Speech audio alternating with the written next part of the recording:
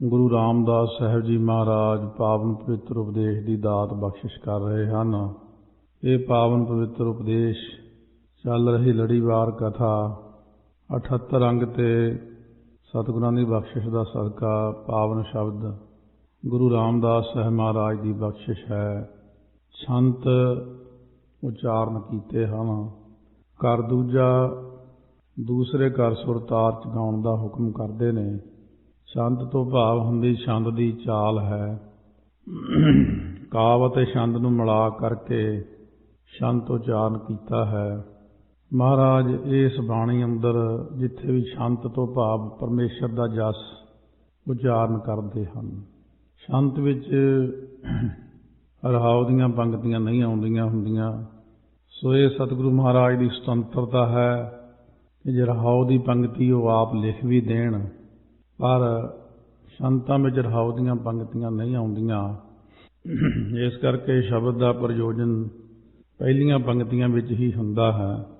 ਇੱਕ ਓੰਕਾਰ ਸਤਿਗੁਰ ਪ੍ਰਸਾਦ। ਓੰਕਾਰ ਜੋ ਕੇਵਲ ਇੱਕੋ ਇੱਕ ਹੈ, ਸਤਿਗੁਰਾਂ ਦੀ ਪ੍ਰਸਾਦ ਹੁੰਦੀ ਕਿਰਪਾ।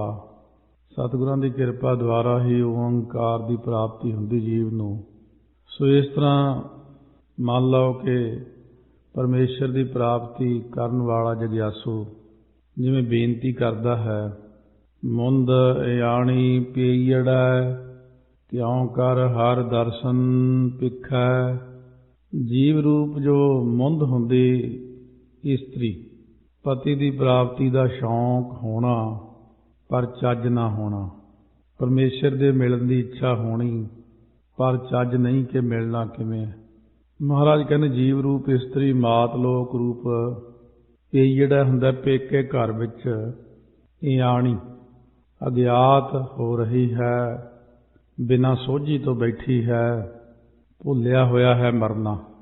ਸੋ ਆਪ ਕਿਰਪਾ ਕਰਕੇ ਦੱਸੋ ਇਹ ਇਸਤਰੀ ਜੋ ਜੀਵ ਰੂਪ ਇਸਤਰੀ ਹੈ, ਜਗਿਆਸੂ ਹੈ, ਹਰੀਪਤੀ ਪਰਮਾਤਮਾ ਦਾ ਦਰਸ਼ਨ ਕਿਸ ਤਰੀਕੇ ਨਾਲ ਇਹਨੂੰ ਹੋ ਸਕਦਾ। ਸਤਿਗੁਰੂ ਮਹਾਰਾਜ ਜੀ ਉੱਤਰ ਦਿੰਦਿਆਂ ਫਰਮਾਉਂਦੇ ਨੇ ਕਿ ਇਹ ਤਾਂ ਭਾਈ ਪਰਮਾਤਮਾ ਦੀ ਮਿਹਰ ਹੀ ਹੁੰਦੀ ਹੈ। ਹਰ ਹਰ ਆਪਣੀ ਕਿਰਪਾ ਕਰੇ, ਗੁਰਮੁਖ ਸਾਹੁਰੜੈ ਕੰਮ ਸਿੱਖੈ। ਦੁੱਖਾਂ ਦੇ ਨਾਸ਼ ਕਰਨ ਵਾਲਾ ਵਾਹਿਗੁਰੂ ਜੋ ਹੈ ਨਾ, ਉਹ ਜੇ ਆਪਣੀ ਕਿਰਪਾ ਦ੍ਰਿਸ਼ਟੀ ਕਰੇ, ਮਿਹਰ ਦੀ ਨਿਗਾਹ ਨਾਲ ਕਿਤੇ ਤੱਕ ਲਵੇ ਜੀਵ ਵੱਲ, ਇਹ ਉਹਦੀ ਰਜਾ ਹੀ ਹੈ। ਬਸ ਆਸ ਲਾ ਕੇ ਰੱਖੀਏ ਪਰਮਾਤਮਾ ਤੇ ਕਿ ਸਾਡੇ ਤੇ ਵੀ ਇੱਕ ਦਿਨ ਕਿਰਪਾ ਦ੍ਰਿਸ਼ਟੀ ਨਾਲ ਤੱਕੋ, ਮਿਹਰ ਕਰੋ, ਤਾਂ ਹੀ ਮਹਾਰਾਜ ਕਿਰਪਾ ਕਰਦੇ ਨੇ। ਫਿਰ ਜੀਵ ਰੂਪ ਇਸਤਰੀ ਜਿਹੜੀ ਹੈ ਗੁਰਮੁਖ ਤੋਂ ਭਾਵ ਗੁਰਾਂ ਦੁਆਰਾ ਸਾਹੁਰੜਾ ਹੁੰਦਾ, ਪਰਲੋਕ ਘਰ ਵਿੱਚ ਇਸ ਦੁਨੀਆ ਵਿੱਚ ਸੁੱਖ ਦੇ ਸਹਿਤ ਵਸਣ ਦੇ ਕੰਮ ਸਿੱਖਦੀ ਹੈ। ਸਾਹੁਰੜਾ ਨਾਮ ਪਰਲੋਕ ਦਾ ਹੈ। ਪਰਲੋਕ ਦਾ ਭਾਵ ਲੋਕਾਂ ਤੋਂ ਪਰੇ ਜੋ ਪਰਮਾਤਮਾ ਹੈ। ਪ੍ਰਲੋਕ ਪਰੇ ਲੋਕ ਜੋ ਲੋਕਾਂ ਤੋਂ ਪਰੇ ਹੈ, ਉਹਦੀ ਪ੍ਰਾਪਤੀ ਦੇ ਕੰਮ ਨੂੰ ਸਿੱਖਦੀ ਹੈ ਸਤਿਗੁਰਾਂ ਦੇ ਕੋਲੋਂ। ਸਾਹੁਰੜਾ ਕੰਮ ਸਿੱਖੈ ਗੁਰਮੁਖ ਹਰ ਹਰ ਸਦਾ ਧਿਆਏ। ਗੁਰਾਂ ਦੁਆਰਾ ਪਰਲੋਕ ਰੂਪੀ ਸਹੁਰੇ ਘਰ ਵਿੱਚ ਸੁੱਖ ਨਾਲ ਵਸਣ ਦੇ ਕੰਮ ਸਿੱਖਦੀ ਹੈ। ਸਾਹੁਰੜਾ ਨਾਮ ਪਰਲੋਕ ਦਾ ਹੈ। ਲੋਕਾਂ ਤੋਂ ਪਰੇ ਜੋ ਪਰਮਾਤਮਾ ਉਹਦੀ ਪ੍ਰਾਪਤੀ ਦੇ ਕੰਮ ਸਿੱਖਦੀ ਹੈ। ਇੱਕ ਹੁੰਦਾ ਪੇਈੜਾ ਤੋਂ ਭਾਵ ਪਹਿਲਾਂ ਕਹਿ ਚੁੱਕੇ ਨੇ ਪੇਕੇ। ਇਸੇ ਤਰ੍ਹਾਂ ਸਾਹੁਰੜਾ ਪਰਲੋਕ ਗੁਰਾਂ ਦੁਆਰੇ ਸਦਾ ਹੀ ਹਰ ਹਰ ਨਾਮ ਨੂੰ ਧਿਆਉਂਦੀ ਰਹਿੰਦੀ ਹੈ। ਸੋ ਜਿਵੇਂ ਇੱਕ ਲੜਕੀ ਆਪਣੇ ਪੇਕੇ ਘਰ ਦੇ ਵਿੱਚ ਜਿੰਨਾ ਵੇਸਲਾਪਣਾ ਦਿਖਾ ਦਿੰਦੀ ਹੈ, ਕੰਮ ਨਹੀਂ ਕਰਦੀ, ਕੰਮ ਸਿੱਖਦੀ ਨਹੀਂ, ਓਨਾ ਹੀ ਅੱਗੇ ਜਾ ਕੇ ਤੰਗ ਹੋਣਾ ਪੈਂਦਾ। ਤਾਨੇ ਮਿਹਣੇ ਸਹਿਣੇ ਪੈਂਦੇ ਨੇ ਕਿ ਮਾਂ ਨੇ ਕੁਛ ਸਿਖਾਇਆ ਨਹੀਂ ਤੈਨੂੰ। ਪਰ ਜੇ ਸਿੱਖੀ ਹੋਵੇ ਤਾਂ ਸਹੁਰੇ ਘਰ ਜਾ ਕੇ ਜਸ ਹੁੰਦਾ। ਮਹਾਰਾਜ ਕਹਿੰਦੇ ਇਸੇ ਤਰ੍ਹਾਂ ਇਸ ਲੋਕ ਵਿੱਚ ਰਹਿੰਦਿਆਂ ਹੋਇਆਂ ਜਿਨ੍ਹਾਂ ਨੇ ਗੁਰਸਿੱਖੀ ਦਾ ਸਿੱਖਣਾ ਕੀਤਾ ਹੈ, ਗੁਰ ਮਰਿਆਦਾ ਕਮਾਈ ਹੈ, ਅਣਥੱਕ ਸੇਵਾ ਕੀਤੀ ਹੈ, ਗੁਰੂ ਗ੍ਰੰਥ ਸਾਹਿਬ ਮਹਾਰਾਜ ਦੀ ਸੰਗਤ ਦੀ, ਫਿਰ ਸਿਮਰਨ ਕੀਤਾ ਰਾਤ ਨੂੰ ਬੈਠ ਕੇ, ਸਵਾਸ ਸਵਾਸ ਬਿਰਥਾ ਨਾ ਜਾਣ ਦਿੱਤਾ, ਉਹਦੇ ਮਸਤਕ ਉੱਤੇ ਮਣੀ ਚਮਕ ਪੈਂਦੀ। ਅਤੇ ਪਰਲੋਕ ਦੇ ਵਿੱਚ ਜਾ ਕੇ ਉਹਦਾ ਜਸ ਹੁੰਦਾ ਹੈ, ਸੋਭਾ ਹੁੰਦੀ ਹੈ। ਸਹੀਆਂ ਵਿੱਚ ਫਿਰੈ ਸੁਹੇਲੀ, ਹਰ ਦਰਗਹਿ ਬਾਹਾਂ ਲੁੜਾਏ। ਉਹ ਜਿਹੜੀ ਜੀਵ ਰੂਪ ਇਸਤਰੀ ਹੈ, ਮਹਾਤਮਾ ਰੂਪ ਸਹੀਆਂ ਸਖੀਆਂ 'ਚ ਸੁਹੇਲੀ ਤੋਂ ਭਾਵ ਸੁਖੀ ਹੋਈ ਫਿਰਦੀ ਹੈ, ਜਿਹੜੀ ਸਾਹੁੜਾ ਕੰਮ ਸਿੱਖ ਲੈਂਦੀ ਹੈ, ਨਾਮ ਜਪਦੀ ਹੈ ਅਤੇ ਹਰੀ ਦੀ ਦਰਗਾਹ ਵਿੱਚ ਬੁੱਧੀ ਰੂਪ ਬਾਂਹ ਨੂੰ ਲੁੜਾ ਕੇ ਤੋਂ ਭਾਵ ਹੁੰਦਾ ਬੇਫਿਕਰ ਹੋ ਕੇ ਟਹਿਲ ਰਹੀ ਹੈ, ਮੌਜਾਂ ਕਰਦੀ ਹੈ। ਜਿਵੇਂ ਭਗਤ ਰਵਿਦਾਸ ਜੀ ਨੇ ਲਿਖਿਆ ਬਚਨ, ਬੇਗਮਪੁਰਾ ਸ਼ਹਿਰ ਕੋ ਨਾਉ।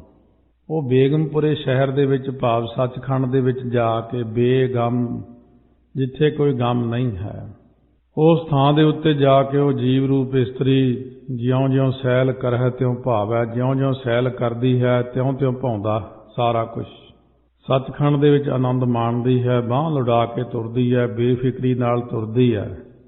ਸੋ ਰੱਬ ਦੇ ਪਿਆਰੇ ਭਗਤ ਰਵਿਦਾਸ ਜੀ, ਜਿਨ੍ਹਾਂ ਦਾ ਅੱਜ ਜਨਮ ਦਿਨ ਹੈ, ਸੰਸਾਰ ਭਰ ਦੇ ਵਿੱਚ ਦੁਨੀਆ ਥਾਂ-ਥਾਂ ਦੇ ਉੱਤੇ ਭਗਤ ਰਵਿਦਾਸ ਦਾ ਜਨਮ ਦਿਨ ਮਨਾ ਰਹੀ, ਕਿਉਂਕਿ ਉਹਨਾਂ ਦੇ ਹਿਰਦੇ ਵਿੱਚ ਨਾਮ ਦਾ ਵਾਸਾ ਸੀ।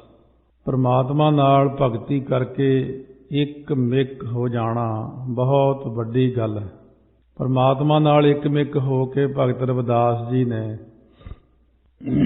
ਭਗਤੀ ਕੀਤੀ ਜਦੋਂ, ਤਾਂ ਇੰਨੀ ਉੱਚੀ ਪਦਵੀ ਕਿ ਗੁਰੂ ਗ੍ਰੰਥ ਸਾਹਿਬ ਮਹਾਰਾਜ ਦੇ ਵਿੱਚ ਉਹਨਾਂ ਦੀ ਬਾਣੀ ਗੁਰਾਂ ਨੇ ਦਰਜ ਕੀਤੀ।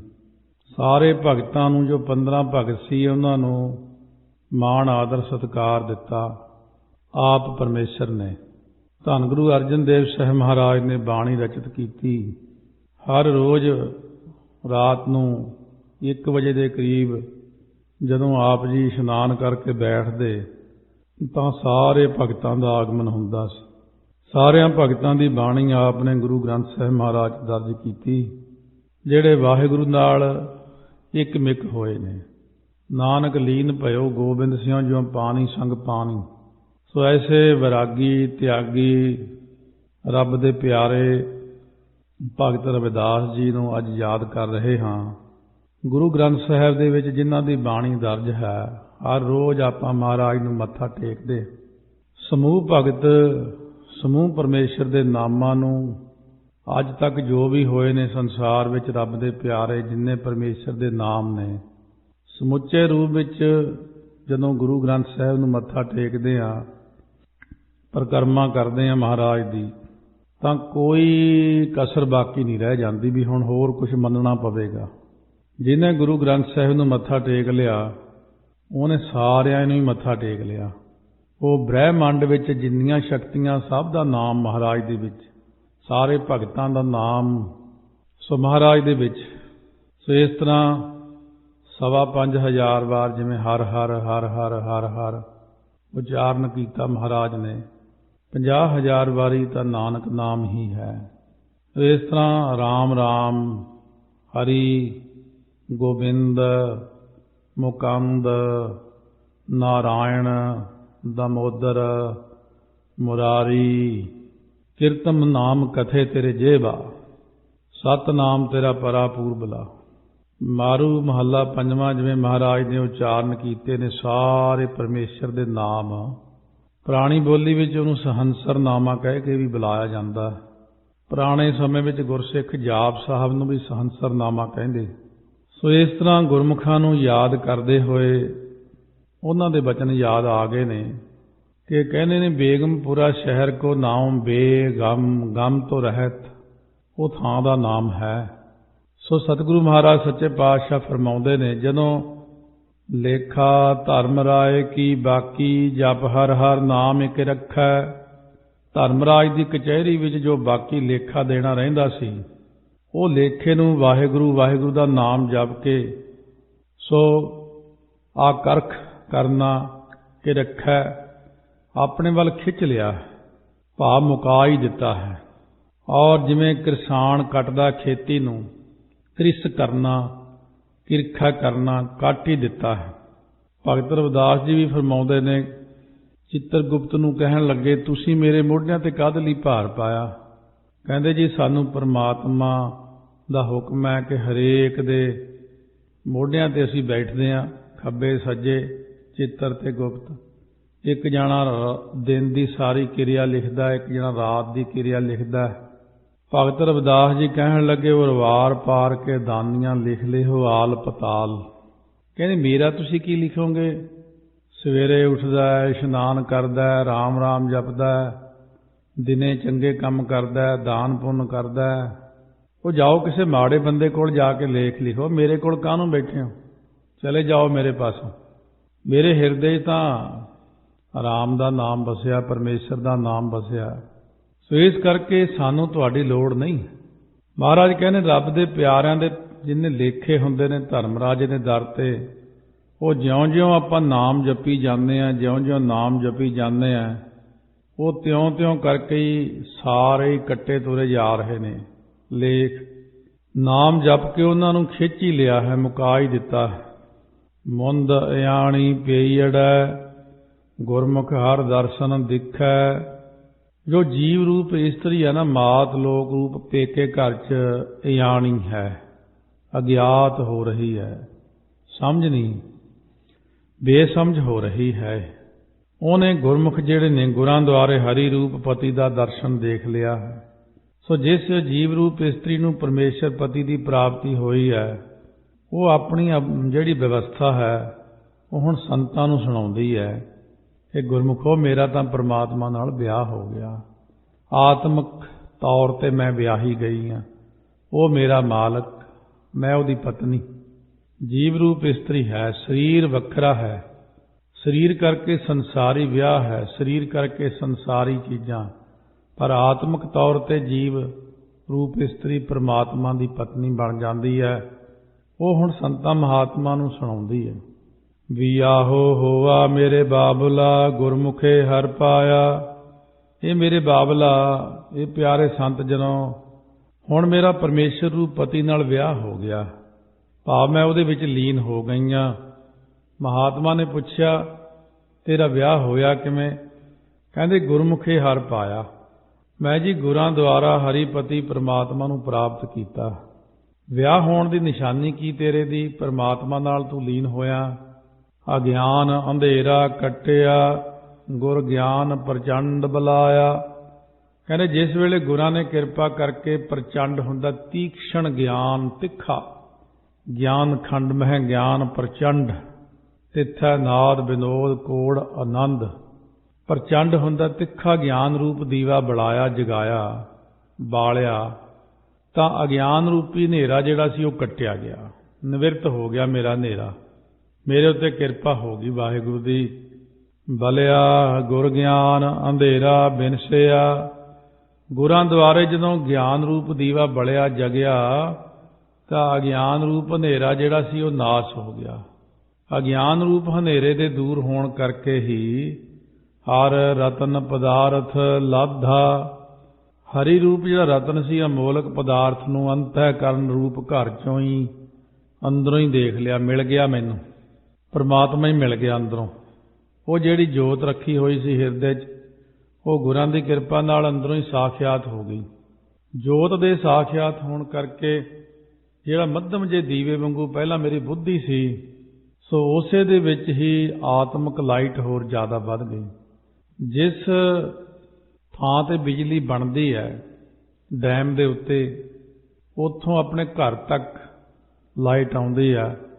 0 ਵਾਟ ਦਾ ਬੱਲਬ ਹੈ, ਹੋਰ ਵੱਡੇ ਨੇ, ਪਰ ਜਿੱਥੇ ਜੇ ਸਿੱਧਾ ਹੀ ਉੱਥੇ ਹੀ ਪਹੁੰਚ ਗਿਆ ਜਿੱਥੇ ਬਿਜਲੀ ਬਣਦੀ, ਜਿੱਥੋਂ ਪ੍ਰਕਾਸ਼ ਚੱਲਦਾ। ਇਸੇ ਤਰ੍ਹਾਂ ਮਹਾਰਾਜ ਕਹਿੰਦੇ ਨੇ ਜਿਹੜਾ ਹਿਰਦੇ ਦੇ ਅੰਦਰ ਆਤਮਾ ਹੈ, ਆਤਮਾ ਦਾ ਪ੍ਰਕਾਸ਼ ਬੁੱਧੀ ਤੇ ਪੈਂਦਾ।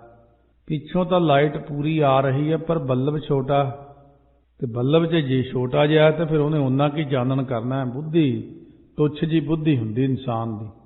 ਪਰ ਸਤਿਗੁਰੂ ਕਹਿੰਦੇ ਨੇ ਜਿਸ ਇਨਸਾਨ ਦੀ ਬੁੱਧੀ ਤੁੱਛ ਹੈ, ਕਿਸੇ ਹੱਦ ਤੱਕ ਸੀਮਤ ਸੋਚਦੀ ਹੈ, ਕਿਸੇ ਹੱਦ ਤੇ ਜਾ ਕੇ ਸੋਚਣਾ ਬੰਦ ਕਰ ਦਿੰਦੀ, ਕਿਉਂਕਿ ਇੰਨਾ ਚਾਨਣ ਨਹੀਂ ਬੁੱਧੀ ਵਿੱਚ ਜਿੰਨਾ ਆਪਾਂ ਸਮਝਦੇ ਹਾਂ।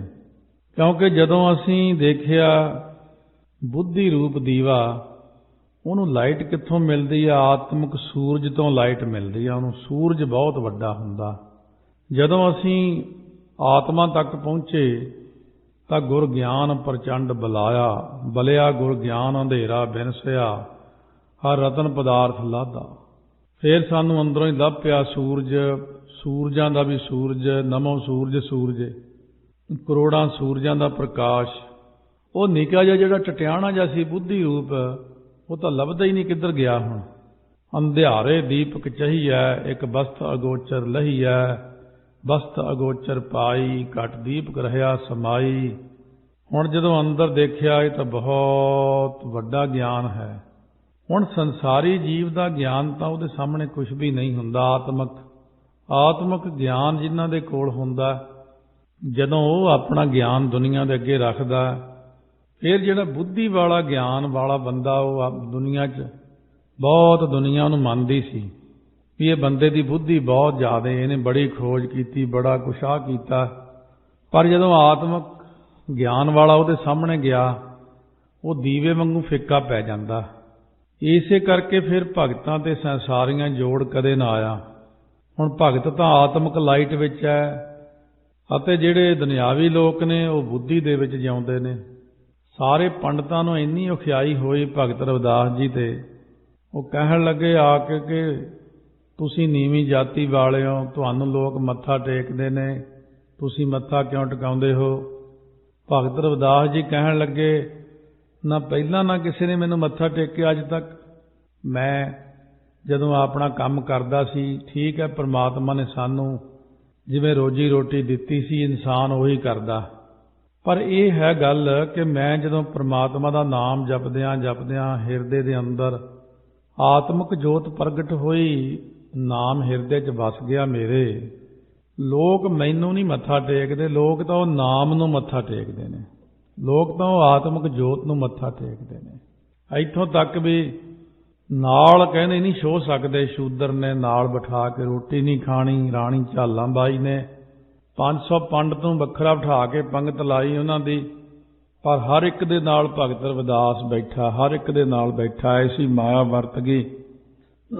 ਫਿਰ 500 ਬੁੱਧੀ ਜੀਵੀਆਂ ਨੂੰ ਉੱਠ ਕੇ ਹੱਥ ਜੋੜ ਕੇ ਭਗਤ ਰਵਿਦਾਸ ਨੂੰ ਕਹਿਣਾ ਪਿਆ, ਭਗਤ ਜੀ ਆ ਜਾਓ, ਅਸੀਂ ਹੁਣ ਤੱਕ ਭੁੱਲੇ ਰਹੇ, ਤੁਹਾਨੂੰ ਸਮਝ ਨਹੀਂ ਸਕੇ, ਆਓ ਸਾਡੇ ਨਾਲ ਬੈਠ ਕੇ ਪ੍ਰਸ਼ਾਦਾ ਛਕੋ। ਕਿਉਂਕਿ ਜਿਸ ਵਿਅਕਤੀ ਕੋਲ ਆਤਮਿਕ ਗਿਆਨ ਹੈ, ਉਹਦੇ ਮੂਹਰੇ ਭਾਵੇਂ ਕਰੋੜਾਂ ਅਰਬਾਂ ਬੁੱਧੀਵਾਨ ਲੋਕ ਖੜ ਜਾਣ, ਉਹ ਸਾਰੇ ਹੀ ਥੱਲੇ ਪੈ ਜਾਂਦੇ ਫਿੱਕੇ। ਜੇ ਆਪਾਂ ਸਾਰੇ ਸ਼ਹਿਰ ਦੀਆਂ ਲਾਈਟਾਂ ਦੇਖੀਏ, ਇੱਥੇ ਕਿੰਨੀਆਂ ਲਾਈਟਾਂ, ਰਾਤ ਨੂੰ ਦਿਨ ਚੜ੍ਹਿਆ ਹੁੰਦਾ, ਪਰ ਜਦੋਂ ਸੂਰਜ ਚੜ੍ਹ ਗਿਆ ਸਾਰੀਆਂ ਹੀ ਫਿੱਕੀਆਂ ਪੈ ਜਾਣੀਆਂ। ਇਸ ਕਰਕੇ ਜਿਹੜੇ ਬੰਦਿਆਂ ਕੋਲੇ ਆਤਮਿਕ ਲਾਈਟ ਹੁੰਦੀ ਆ, ਉਹਦੇ ਮੂਹਰੇ ਇਨਸਾਨੀ ਬੁੱਧੀ ਤਾਂ ਕੁਝ ਵੀ ਨਹੀਂ ਹੈ, ਤੁੱਛ ਜੀ ਹੁੰਦੀ ਹੈ। ਫਿਰ ਉਹ ਗੁੱਸਾ ਕਰਦੇ ਨੇ, ਕਦੇ ਖਿੱਚਦੇ ਨੇ ਕਿ ਲੋਕ ਸਾਨੂੰ ਨਹੀਂ ਸੁਣਦੇ, ਸਾਨੂੰ ਮੰਨਦੇ ਨਹੀਂ। ਬਈ ਆਤਮਿਕ ਗੱਲ ਕਰੋ, ਬੁੱਧੀ ਦੀ ਗੱਲ ਵੱਖਰੀ ਹੈ। ਕਿਉਂਕਿ ਬੁੱਧੀ ਤਾਂ ਸੰਸਾਰ ਝੂਠੇ ਨੂੰ ਹੀ ਸੱਚਾ ਨਿਸ਼ਚੈ ਕਰੀ ਜਾਂਦੀ ਹੈ। ਇਸ ਕਰਕੇ ਆਤਮਿਕ ਗਿਆਨ ਬਹੁਤ ਵੱਡੀ ਚੀਜ਼ ਹੈ। ਜਦੋਂ ਆਤਮਿਕ ਗਿਆਨ ਹੋਇਆ, ਹਰ ਰਤਨ ਪਦਾਰਥ ਲਾਧਾ, ਅਮੋਲਕ ਪਦਾਰਥ ਨੂੰ ਅੰਤःਕਰਨ ਰੂਪ ਘਰ ਵਿੱਚੋਂ ਹੀ ਲੈ ਲਿਆ। ਜਦੋਂ ਪ੍ਰਾਪਤ ਹੋ ਗਿਆ, ਉਹਦੇ ਨਾਲ ਫਿਰ ਕੀ ਹੋਇਆ? ਹਉਮੈ ਰੋਗ ਗਿਆ ਦੁਖ ਲਾਥਾ, ਆਪ ਆਪੈ ਗੁਰਮਤਿ ਖਾਧਾ। ਕਹਿੰਦੇ ਜਿਸ ਵੇਲੇ ਗੁਰਾਂ ਦੀ ਸਿੱਖਿਆ ਦੁਆਰਾ ਆਪ ਉਦਮ ਕਰਕੇ ਆਪਾ ਭਾ ਜਿਹੜਾ ਸੀ ਨਾ, ਹੰਕਾਰ ਨੂੰ ਖਾ ਲਿਆ ਤੋਂ ਭਾਵ ਹੰਕਾਰ ਦਾ ਨਾਸ਼ ਕਰ ਦਿੱਤਾ। ਹੰਗਤਾ ਮਮਤਾ ਰੂਪੀ ਰੋਗ ਮੇਰਾ ਦੂਰ ਹੋ ਗਿਆ। ਹਉਮੈ ਰੋਗ ਗਿਆ, ਹਉਮੈ ਦੀਰਘ ਰੋਗ ਹੈ। ਦੁੱਖ ਲਾਥਾ, ਹਉਮੈ ਦੇ ਦੂਰ ਹੋਣ ਕਰਕੇ ਜਨਮ ਮਰਨ ਦਾ ਮੇਰਾ ਦੁੱਖ ਲੈ ਗਿਆ। ਤਾਂ ਆਪਣੇ ਸਰੂਪ ਨੂੰ ਆਪ ਹੀ ਖਾਧਾ ਤੋਂ ਭਾਵ ਧਾਰਨ ਕੀਤਾ। ਆਪ ਆਪੈ ਗੁਰਮਤਿ ਖਾਧਾ। ਆਪਣੇ ਸਰੂਪ ਨੂੰ ਫਿਰ ਦੇਖਿਆ, ਹਉਮੈ ਵਿੱਚ ਕਾਰ ਇੱਕ ਪੜਦਾ ਸੀ, ਕੰਧ ਸੀ, ਕਿਵ ਸਚਿਆਰਾ ਹੋਈ ਹੈ, ਕਿਵ ਕੂੜਾ ਟੁੱਟੈ ਪਾਲ, ਹੁਕਮ ਰਜਾਈ ਚਲਣਾ ਨਾਨਕ ਲਿਖਿਆ ਨਾਲ। ਹੁਣ ਜਦੋਂ ਮੇਰਾ ਹਉਮੈ ਦਾ ਰੋਗ ਦੂਰ ਹੋਇਆ, ਗੁਰਮਤਿ ਦੁਆਰਾ ਅੰਦਰ ਪ੍ਰਕਾਸ਼ ਹੋਇਆ, ਧਾਰਨ ਕੀਤਾ ਮੈਂ ਆਪਣੇ ਸਰੂਪ ਨੂੰ, ਬ੍ਰਹਮ ਰੂਪ ਹੋ ਗਿਆ ਮੈਂ। ਉਸ ਵਕਤ ਵਾਹਿਗੁਰੂ ਦੀ ਕਿਰਪਾ ਹੋਈ, ਵੀ ਆਹੋ ਹੋਆ ਮੇਰੇ ਬਾਬਲਾ, ਗੁਰਮੁਖੇ ਹਰ ਪਾਇਆ, ਅਕਾਲ ਮੂਰਤ ਵਰ ਪਾਇਆ, ਅਬਿਨਾਸੀ ਨਾ ਕਦੇ ਮਰੈ ਨਾ ਜਾਇਆ। ਅਬਿਨਾਸੀ ਹੁੰਦਾ ਨਾਸ ਤੋਂ ਰਹਿਤਾ, ਕਾਲ ਸਰੂਪ ਪਤੀ ਨੂੰ ਪ੍ਰਾਪਤ ਕਰ ਲਿਆ। ਜੋ ਪਤੀ ਨਾ ਕਦੇ ਮਰਦਾ ਹੈ ਨਾ ਜੰਮਦਾ ਹੈ, ਜੋ ਕਦੇ ਮਰਦਾ ਨਹੀਂ ਅਤੇ ਨਾ ਹੀ ਛੱਡ ਕੇ ਜਾਂਦਾ, ਵੈਸਾ ਮੈਂ ਅਕਾਲ ਮੂਰਤ ਵਾਹਿਗੁਰੂ ਪ੍ਰਾਪਤ ਕਰ ਲਿਆ, ਪਤੀ ਪ੍ਰਮਾਤਮਾ।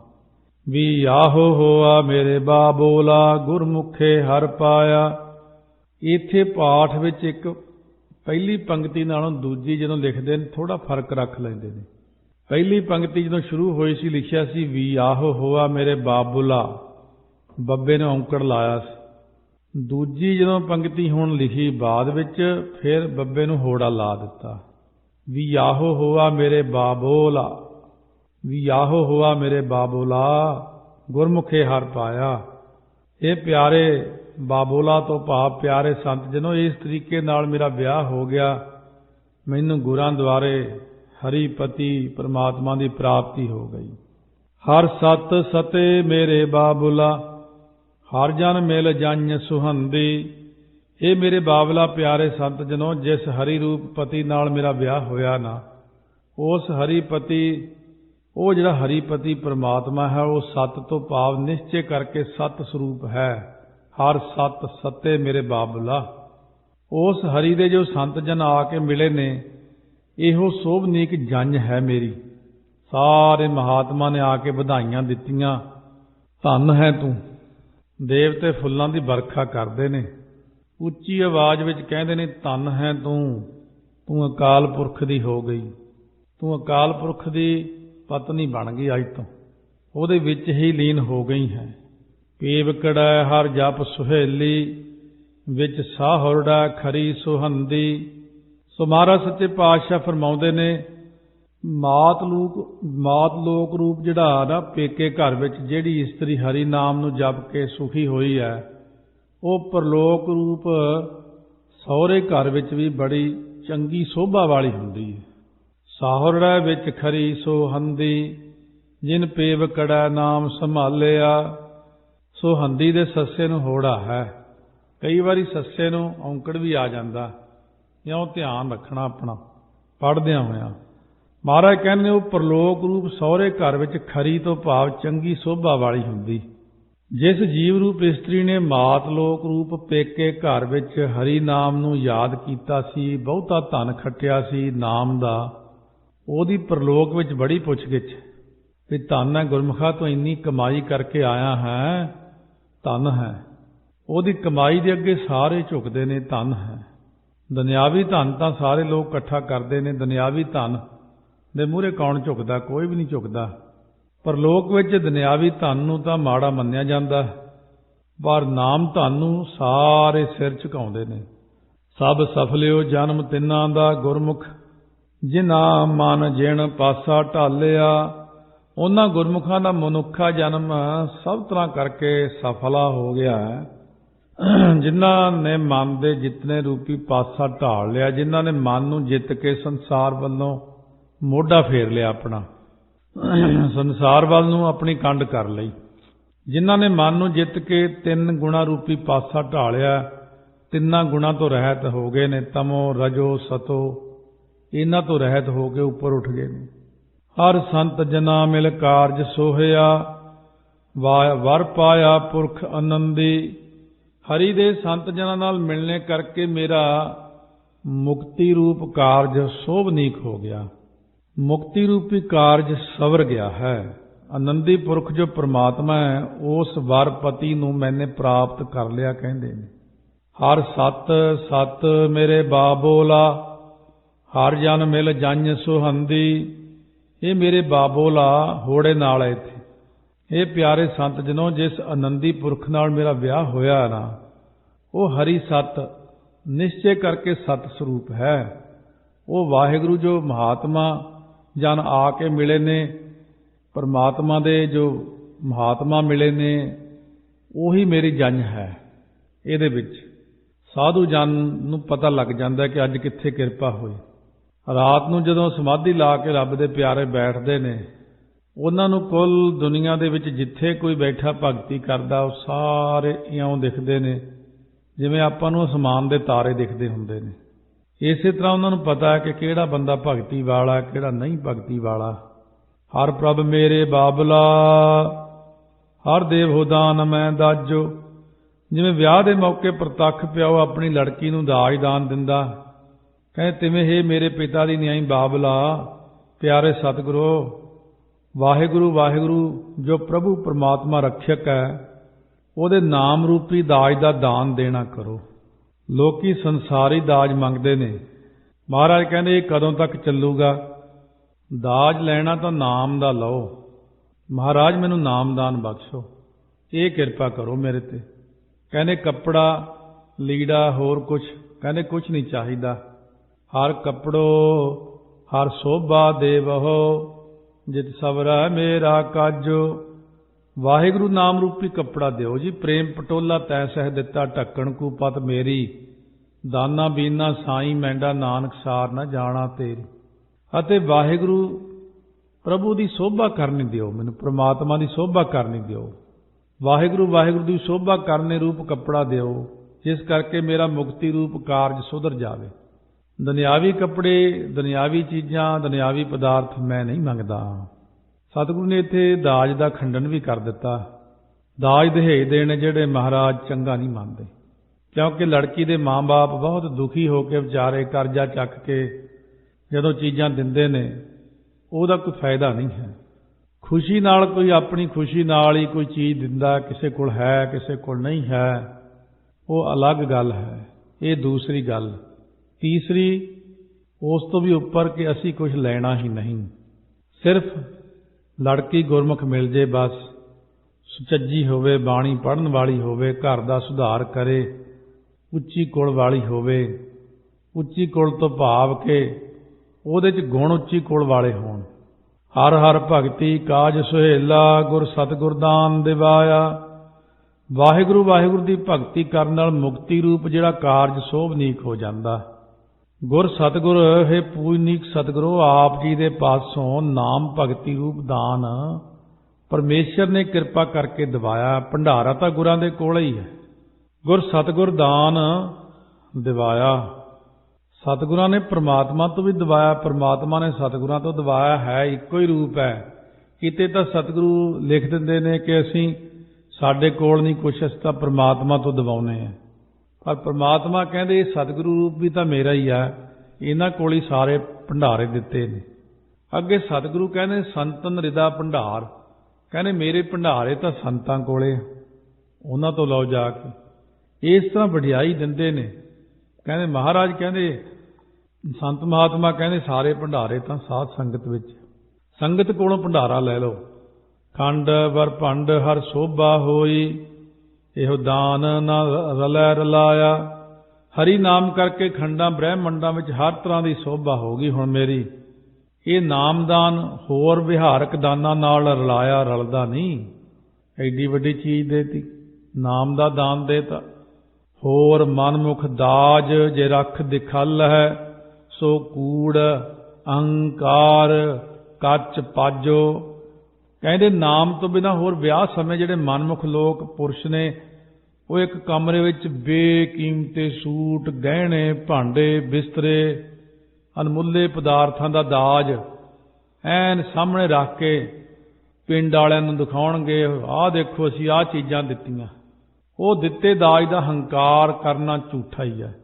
ਅਤੇ ਬਹੁਤ ਸਾਰਾ ਦਾਜ ਦੇ ਕੇ ਜੋ ਕੁੜਮਾਂ ਨਾਲ ਜੋੜ ਮੇਲ ਰੱਖਣ ਦਾ ਢੰਗ ਬਣਾਉਂਦੇ ਨੇ, ਉਹ ਵੀ ਪਾਜੋ ਤੋਂ ਭਾਵ ਪਖੰਡ ਹੈ, ਵਿਖਾਵਾ ਹੈ, ਕੱਚਾ ਹੈ। ਹੁਣ ਕੋਈ ਕਹੇ ਤੁਹਾਨੂੰ ਵੀ ਦਿਖਾਓ ਗੁਰੂ ਗ੍ਰੰਥ ਸਾਹਿਬ 'ਚ ਕਿੱਥੇ ਲਿਖਿਆ, ਤੁਸੀਂ ਕਿਹੜਾ ਕਦੇ ਪਾਠ ਕੀਤਾ ਹੁੰਦਾ? ਜਿਹੜਾ ਕਹਿਣ ਵਾਲਾ ਉਹਨੂੰ ਵੀ ਨਹੀਂ ਪਤਾ। ਐਦਾਂ ਲੋਕ ਇੱਕ ਦੂਜੇ ਨੂੰ ਦੱਬ ਲੈਂਦੇ। ਕਿੱਥੇ ਲਿਖਿਆ ਮਹਾਰਾਜ? ਉਹ ਮੂਹਰੋਂ ਪੜ੍ਹਿਆ ਵੀ ਨਹੀਂ ਹੁੰਦਾ, ਅਗਲਾ ਦਬਕ ਜਾਂਦਾ ਉੱਥੇ। ਜਦ ਹੁਣ ਸਾਰੀ ਕਥਾ ਸੁਣੀ ਹੋਊ, ਕਹੋ 79 ਅੰਗ ਤੇ ਲਿਖਿਆ ਹੋਇਆ ਸ੍ਰੀ ਰਾਗ ਦੇ ਚੌਥੇ ਪਾਤਸ਼ਾਹ ਦੇ ਛੰਤਾਂ 'ਚ।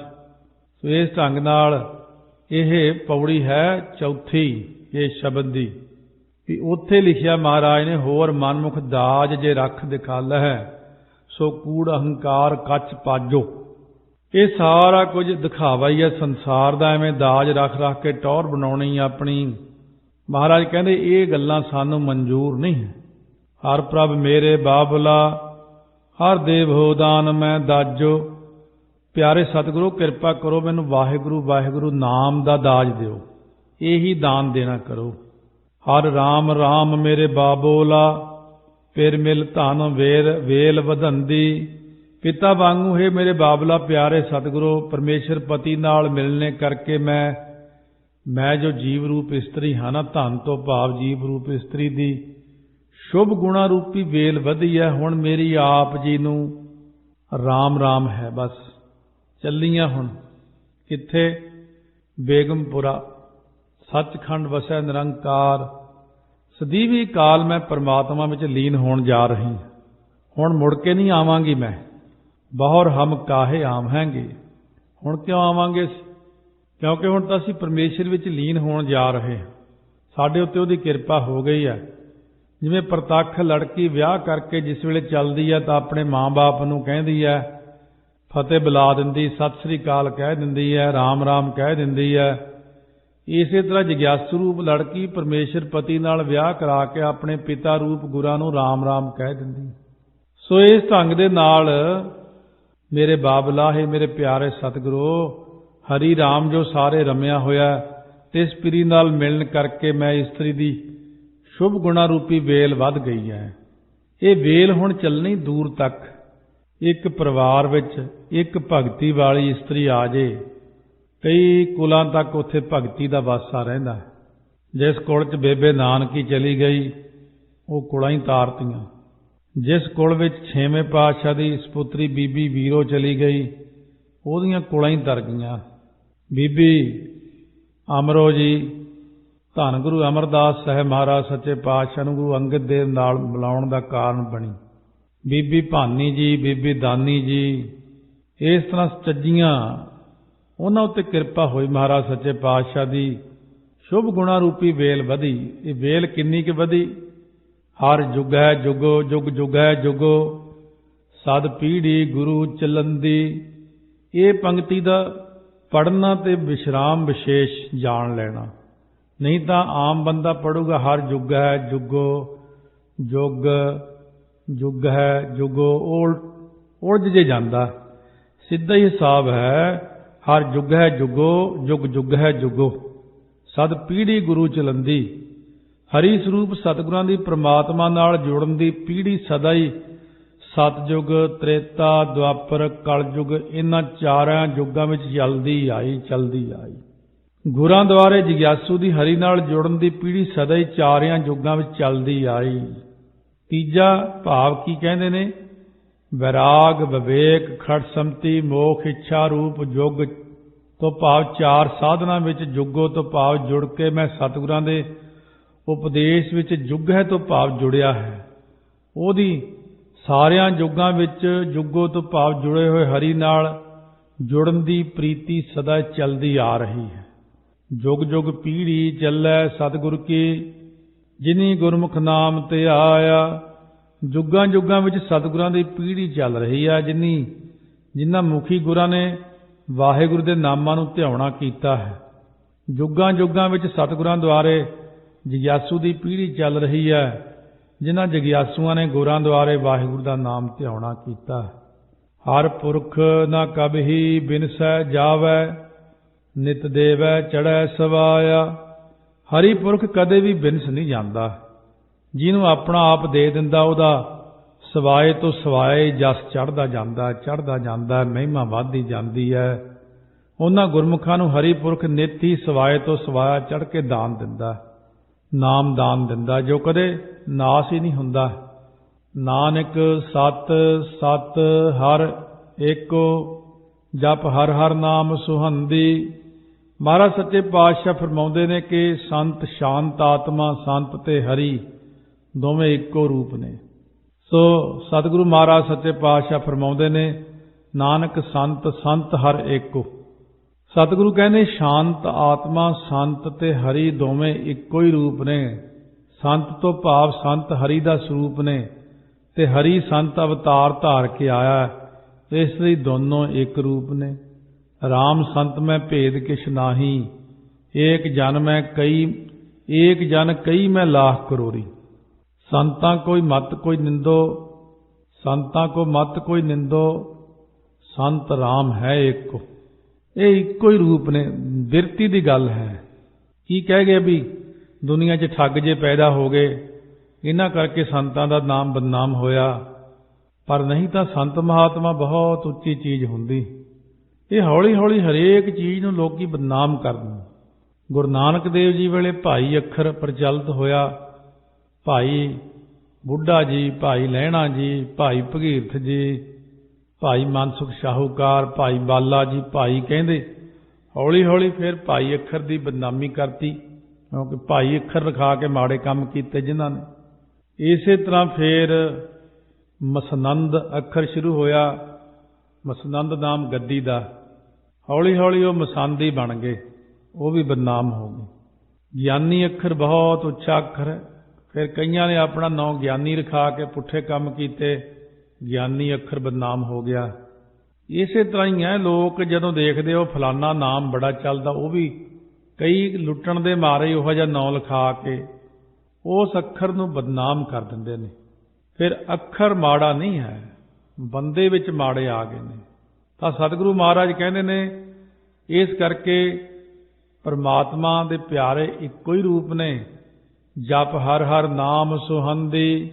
ਸੰਤਾਂ ਦੀ ਬਿਰਤੀ ਵਾਹਿਗੁਰੂ ਵਾਹਿਗੁਰੂ ਨਾਮ ਜਪਣ ਵਿੱਚ ਸੁਹੰਦੀ ਸੋਭਨੀਕ ਹੋ ਰਹੀ ਹੈ।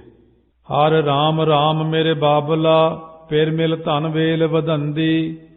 ਇਹ ਪਿਆਰੇ ਗੁਰੂ ਹਰੀ ਰਾਮ ਜੋ ਸਾਰੇ ਰਮਿਆ ਹੋਇਆ, ਉਸ ਪਤੀ ਪ੍ਰਮਾਤਮਾ ਨਾਲ ਮਿਲਣ ਕਰਕੇ ਮੈਂ ਇਸਤਰੀ ਦੀ ਸ਼ੁਭ ਗੁਣਾ ਰੂਪੀ ਵੇਲ ਵਧੀ ਹੈ। ਸ਼ੁਭ ਗੁਣਾ ਦੀ ਵੇਲ ਸੰਤ ਮਹਾਤਮਾ ਦਾ ਕਰਮ ਹੁੰਦਾ। ਰਾਮ ਜੋ ਦਾਤਾ ਮੁਕਤ ਕਾ, ਸੰਤ ਜਪਾਵੈ ਨਾਮ।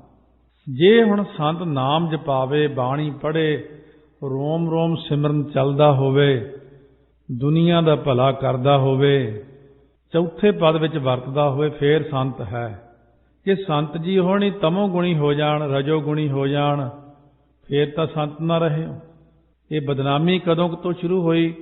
ਜਦੋਂ ਰਜੋ ਗੁਣੀ ਹੋ ਗਏ, ਰਾਜਸੀ ਹੋ ਗਏ, ਰਾਜਸੀ ਲੋਕਾਂ ਨਾਲ ਬਹਿਣਾ ਉੱਠਣਾ ਹੋ ਗਿਆ।